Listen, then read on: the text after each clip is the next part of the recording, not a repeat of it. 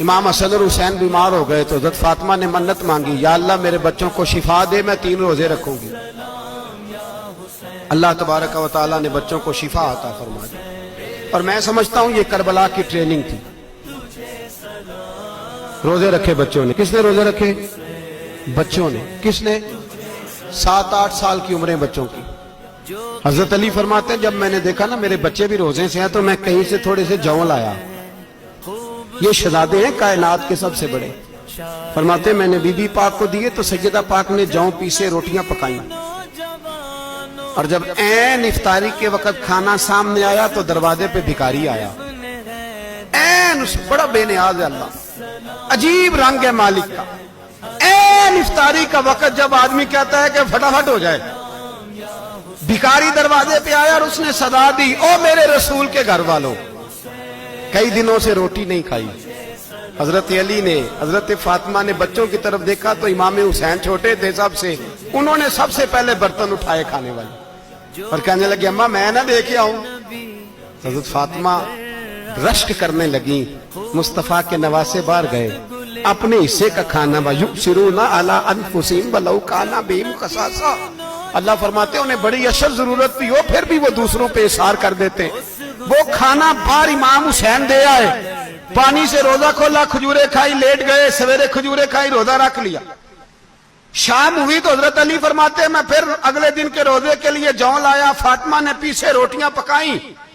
2 دنوں کی بھوک تھی پر مالک تو بڑا بے نیاز ہے۔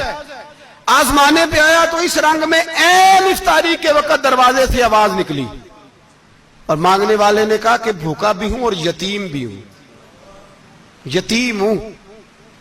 حضرت فاطمہ کہنے لگی بیٹا دیر نہ کرنا، یتیم کا پیٹ بھرنے میں دیر نہیں ہونی چاہیے۔ کھانا باہر چلا گیا، پانی سے روزہ، کھجورے۔ شہزادے ہیں شہزادے، یہ 2 جہاں کے شاہ ہیں، پاس کچھ رکھتے نہیں، 2 جہاں کی نعمتیں ہیں ان کے خالی ہاتھ میں۔ کھجور پانی سے افطاری بھی، سحری بھی، سویرے پھر اٹھے، روزہ رکھا، تیسرا دن ہے، تیسرا۔ ذرا دل پہ ہاتھ رکھنا، بچہ ایک رات بھوکا ہو تو اماں سوتی نہیں۔ اور میں کہا کرتا ہوں اماں فالج والی ہو نا، فالج والی ماں، فالج زدہ، تو آدھی رات کو اس کا بیٹا جوان کہے تھوڑی بھوک لگی ہوئی تھی تو اماں کو رینگنا بھی پڑے تو وہ رینگ کے بھی جاتی ہے، روٹی پکاتی ہے، کہتے ہیں میرا لال بھوکا نہ سو جائے۔ اور مصطفیٰ کی بیٹی سے زیادہ بچوں سے کون پیار کر سکتا ہے؟ اور 3 دن کے بھوکے بچے، تیسرا دن آیا، بڑے حوصلے سے بی بی کہہ دیتی ہے چھوڑو ان کا تو کام ہے، یہ تو آتے رہتے ہیں، میرے بچے بھوکے تم پہلے روٹی کھاؤ۔ لیکن میرے بھائی کربلا ایسے نہیں سجتی۔ یہ جو برگر کھا کے ناراض ہونے والے بچے ہوتے ہیں یہ میدانوں میں نہیں نکل پاتے، ان کے لیے مشکل ہوتا ہے۔ حضرت فاطمہ نے، حضرت علی نے ڈیوٹی کی، ڈیوٹی اپنے بچوں کو تیار کیا کربلا کے لیے۔ تیسرے دن جب رکھا صاحب نے کھانا تو باہر سے بولنے والا بولا کہا میں مسکین ہوں، لاچار ہوں، گھر بھی کوئی نہیں، کھانا بھی کوئی نہیں۔ امام حسین پھر اٹھے، تیسرے دن کا بھی کھانا دے دیا۔